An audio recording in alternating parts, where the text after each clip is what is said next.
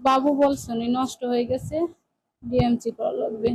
দর্শক, 2 মাসের অন্তঃসত্ত্বা হীরামণি ফরিদপুরের নগরকান্দা উপজেলার কাইসাল গ্রাম থেকে শারীরিক জটিলতা নিয়ে গত 18 জুলাই গিয়েছিলেন ভাঙ্গা উপজেলা স্বাস্থ্যকেন্দ্রে।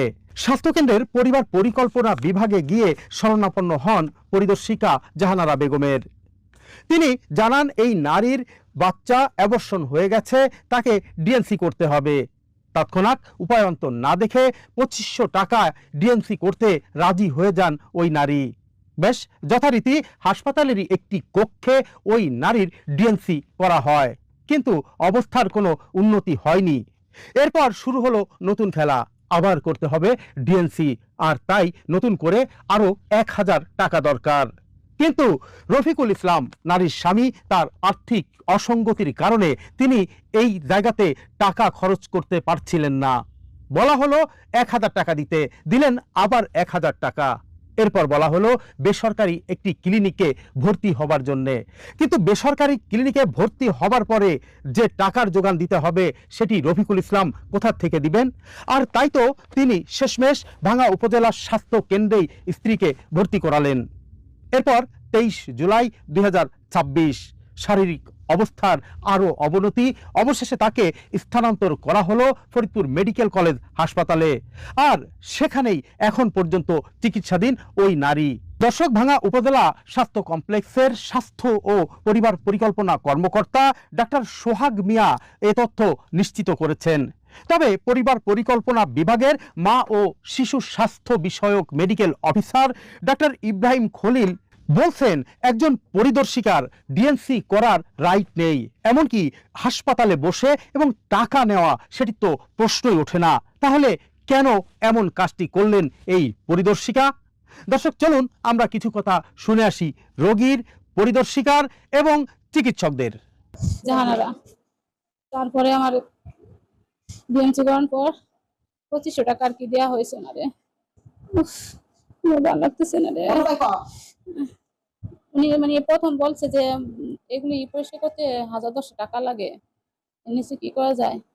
পরে আমার মা প্রথম 2000 দিছে, 2000 উনি আর কি রাজি হয় নাই, আরো দেওয়া লাগবে, আরো 1000 না দেওয়া লাগবে।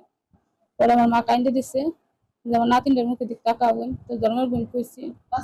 পরে হাসে আর 500 টাকা 2500 টাকা দিয়ে তারপর ডিএমসি করানো হয়েছে। তারপরে আমি বাড়িতে গেছি, বাড়িতে যার মনে করেন 7টা-8টার পর থেকে আমার পেটে ব্যথা পরে একটু হওয়ার পর আবার দেখি রাতে 11টার সময় এমন পেটে ব্যথা, মানে আমি সুস্থ থাকতে পারতেছি না।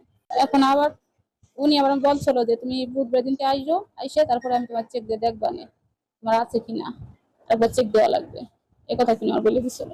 তাই আজ বুধবার ওনার সাথে দেখা করতেছে, উনি এখন বলতেছে যে এই জিনিসটা আবার ডিএমসি করতে লাগতে পারে,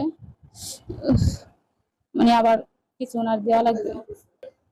আগেরবার ডিএমসি এই ওনার চেম্বারে করানো হয়েছে।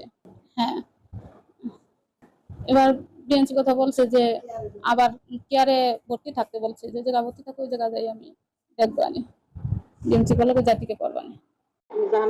জাহানারা বেগম, এডব্লিউএমসিএস।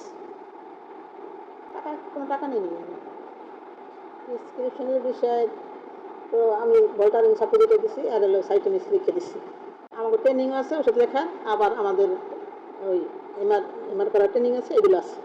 আমাদের জরুরি বিভাগে হীরামণি নামে রোগী আসে, স্বামীর নাম রফিকুল ইসলাম। উনি ডিএনসি করে, গত 2 দিন আগে ডিএনসি করে আমাদের হাসপাতালে অবস্থার অবনতি হলে ভর্তি হয়। পরে আমরা প্রাথমিকভাবে তাকে চিকিৎসা দিই এবং ভর্তি করি, এবং পরবর্তীতে তার অবস্থা যখন আরও খারাপ হয়ে যায়, পরবর্তীতে তাকে আমরা আরও উন্নত চিকিৎসার জন্য ফরিদপুর মেডিকেলে তাকে আমরা রেফার করি। দর্শক, জীবন নিয়ে খেলা করা স্বাস্থ্য বিভাগের এসব কর্মচারীদের এখনই যদি থামানো না যায় তাহলে বড় অঘটন ঘটতে পারে বা ঘটবে, এমনটি মনে করেন স্থানীয়রা। MI Tito, channel 100 live.